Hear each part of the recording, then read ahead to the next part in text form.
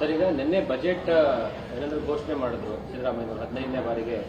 ನೀವು ಬಜೆಟ್ ನೋಡಿದ್ರೆ ಏನು ಅನ್ಸುತ್ತೆ ಸರ್? ಯಾಕಂದ್ರೆ ನೀವು ಸಹಿತ ಕಳೆದ 6-8 ತಿಂಗಳಿಂದ ಕಾಂಗ್ರೆಸ್ ಅಲ್ಲಿ ಇದ್ರಿ, ಸರ್ಕಾರವನ್ನ ಒಳಗಡೆ ಏನ್ ನಡೀತಿದೆ ಅಂತ ನೋಡಿದವರು. ಸರ್ಕಾರದಲ್ಲಿ ದುಡ್ಡಿತ್ತ, ಈ ಬಜೆಟ್ ಅಲ್ಲ ಇನ್ಫ್ಲೇಷನ್ ಹೊರಡೆ ಬಂತ ಅಂತ ನೋಡಿ. ಒಂದು ನಾನು ಹೇಳ್ತೀನಿ, ಈ ಗ್ಯಾರಂಟಿ ಯೋಜನೆ ಏನು ತೊಗೊಂಬಂದ್ರಲ್ಲ, ಲಾಸ್ಟ್ ಟೈಮು ಏನೊಂದು ಗ್ಯಾರಂಟಿ ಯೋಜನೆ ಅನುಷ್ಠಾನ ಮಾಡಲಿಕ್ಕೆ ಸುಮಾರು 40,000 ಕೋಟಿ ಹಣ ವಿನಿಯೋಗ ಮಾಡುವಂಥದ್ದು ಕಳೆದ ಬಜೆಟ್ನಲ್ಲಿ ಅವ್ರು ಮಾಡಿದರು.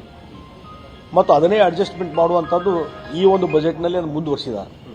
ಹೀಗಾಗಿ ಒಂದು ಸುಮಾರು 40,000 ರಿಂದ 50,000 ಕೋಟಿ ಈ ಗ್ಯಾರಂಟಿ ಯೋಜನೆಗೆ ಅನುಷ್ಠಾನ ಮಾಡಲಿಕ್ಕೆ ಹೋಗ್ತಾ ಇರೋದ್ರಿಂದ ಬೇರೆ ಯಾವುದೇ ರೀತಿಯಾದ ಅಭಿವೃದ್ಧಿ ಚಟುವಟಿಕೆ, ಮತ್ತೊಂದು ಮೂಲಭೂತ ಸೌಕರ್ಯ ಇರ್ಬೋದು, ನೀರಾವರಿ ಯೋಜನೆಗಳಿಗೆ ಹೆಚ್ಚಿನ ರೀತಿಯಂಥ ಹಣ ಕೊಡುವಂಥದ್ದು ಇರ್ಬೋದು, ಕೃಷಿಗೆ ಸಂಬಂಧಪಟ್ಟಂತೆ ಇರ್ಬೋದು, ರೈತರ ಸಾಲ ಮನ್ನಾ ಆಗಲಿ, ಮತ್ತೊಂದು ಹಲವಾರು ಯೋಜನೆ ತರಲಿಕ್ಕೆ ಇದು ಯಾವುದಕ್ಕೂ ಸಾಲ್ತಾ ಇಲ್ಲ.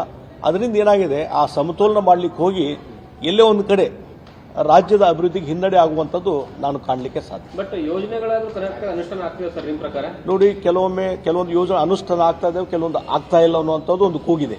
ಎಷ್ಟೋ ಜನ ಬಂದು ಕೇಳ್ತಾರೆ ನಮಗೆ, ಏನ್ರಿ ನಮಗೆ ಅದು ಸ್ಟೈಪಂಡ್ 2,000 ರೂಪಾಯಿ 3,000 ರೂಪಾಯಿ ಕೊಡೋದು ಬರ್ತಾ ಇಲ್ಲ. ಆಮೇಲೆ ನಮಗೆ ಮಹಿಳೆಯರಿಗೂ ಏನ್ರಿ ಒಂದು ತಿಂಗಳು ಬಂತು ಮತ್ತೊಂದು ತಿಂಗಳು ಬರಲೇ ಇಲ್ಲ. ಈ ರೀತಿ ಕಂಪ್ಲೇಂಟ್ಸ್ ಸ್ಟಾರ್ಟ್ ಆಗಿದ್ದಾವೆ. ಹೀಗಾಗಿ ಆ ಯೋಜನೆಗಳು ಸಹಿತ ಎಲ್ಲೋ ಒಂದು ಹಂತದಲ್ಲಿ ಸರಿಯಾದಂಥ ಅನುಷ್ಠಾನ ಆಗ್ತಾ ಇಲ್ಲ ಅನ್ನುವಂಥದ್ದು ಒಂದು ಕಡೆ ಧ್ವನಿ ಇದೆ.